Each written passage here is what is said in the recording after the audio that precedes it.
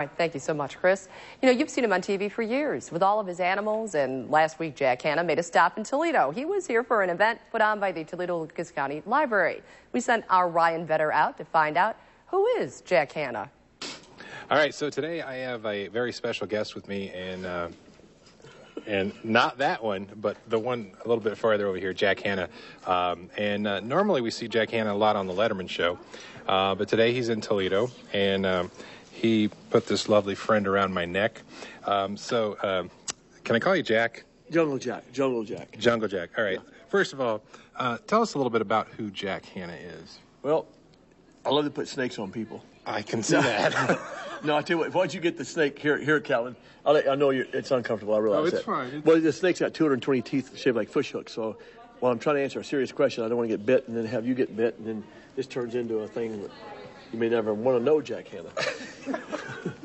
Okay. No. Now we're safe. Who is Jack Hanna? I guess, you know, as I was a little boy raised on a farm in Tennessee, I always loved animals, and I was always talked to people about animals. And I guess I'm a person that's more of an educator in a fun and entertaining way, but in a serious way from the standpoint we're dealing with the creatures that are virtually, a lot of them are endangered species and almost gone. So my whole belief has been to teach people about animals in a fun way. And in a fun way, obviously Letterman gets a little crazy sometimes, and he's not as endangered as he may perceive, but that's a good way for people to learn about the animal. Exactly. That's a venue. Some people say, why does Jack take animals on TV? Even some people in the zoo world don't like it, but the point is there's always, TV is a very powerful media, and we've got to get the word out there as quick as we can. We've done this 4 times a year for 26 years, and the reason it works is because I'm like a character. You know, I'm like some bum that picked up a squirrel in the street, and that doesn't bother me as long as he doesn't really make a lot of fun of the animals. It's always, if you notice the show, it's always me. You know, I'm the one taking the brunt, and some people ask me how I put up with that.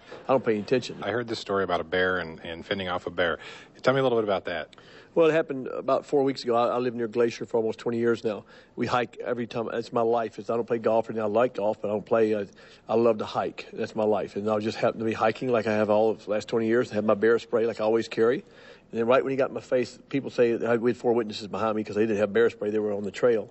I just unloaded the whole thing right in his face, and he went like that and fell over backwards and took off. So the bottom line with this story is you've got to respect animals. Yeah, it's all about respect. The whole thing is about respecting animals. That's a very good point you said. That's the word I teach everybody is respect. Been very lucky to live a dream. You can imagine a little boy in Tennessee on a farm and living a dream to be a zookeeper, now a director of the #1 zoo in the country, Columbus Zoo. And here I've traveled the world, every continent in the world, and done over 400 shows every continent in the world, and just, like I said, if I got wiped out tomorrow or tonight, you know, I've lived 1,000 lifetimes. Well, Jack, I appreciate your time. Well, no problem. I hope you didn't mind the snake. Oh, the snake. I got one more animal. One more animal. They eat snakes, by the way. Oh, sorry about this. Wait. Why do we got them together then? No. This animal here. This is a palm civet, and you just stand still. Don't try and hold him. We're gonna leave him. You act like a tree. Okay. Now remember the SARS disease that killed about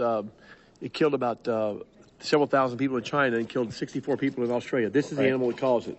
Not this animal, this species of animal. People eat this as a delicacy in China. All right. And so they serve it like you would a steak or something.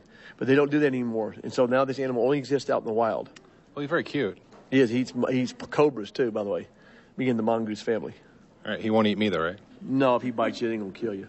It'll hurt, but it ain't going to kill you. All right. On that note, that's our story with Jack Hanna. So... and my little friend here.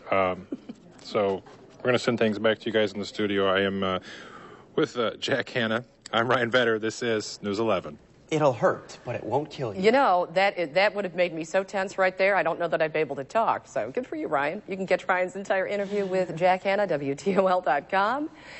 All right. And I love animals, but the ones that eat cobras, not so much. We're not done.